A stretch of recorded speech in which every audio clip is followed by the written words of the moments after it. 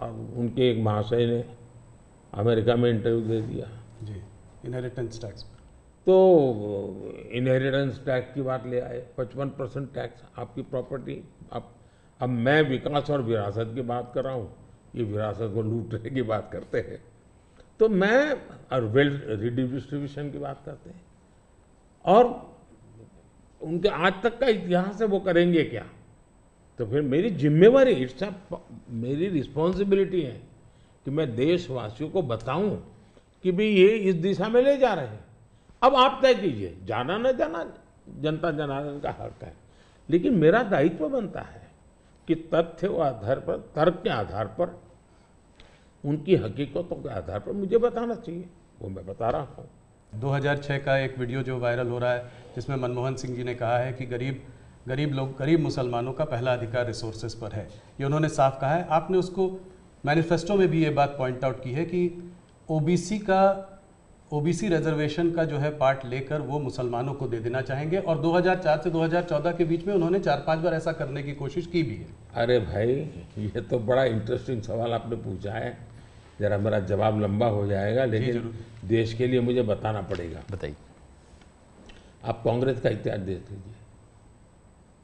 90 के दशक से ये मांग उठी है देश में। समाज का एक बहुत बड़ा तबका है जिसको लगता था कि हमारे लिए कुछ होना चाहिए, उसके लिए आंदोलन हुए हैं। 90 से पहले कांग्रेस ने पूरी तरह इस बात को खारिज कर दिया, उसका विरोध किया, उसको दबाने की कोशिश की है। यानी 90 के पहले का उनका दशक है। फिर उनको जितनी भी कमीशन बने, जितनी कमेटियां बनाई, उसके भी रिपोर्ट्स ओबीसी के विचार के पक्ष में आने लगे। अब उनके सिफारिशों को भी वो नकारते रहे, रिजेक्ट करते रहे, दबाते रहे। 90 के दशक में उनको लगा कि भी अब इसको जरा उनकी वोट बैंक की राजनीति के अनुसार उसको टर्न दिया जाए। उन्होंने पहला पाप किया क्या? 90s के दशक में कर्नाटका में उन्होंने धर्म के आधार पर, आपको याद होगा, कर्नाटका में उन्होंने धर्म के आधार पर मुसलमानों को ओबीसी घोषित कर दिया। यानी देश के ओबीसी को नकारना, उस विचार को दबाना, उस विचार को रिजेक्ट करना, लेकिन राजनीति खातर मुसलमानों को ओबीसी घोषित कर देना।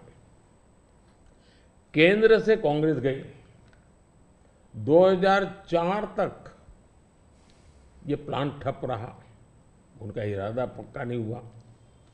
2004 में वो फिर आए, तो आते ही आंध्र में मुस्लिम को ओबीसी कोटा ये देना तय कर लिया।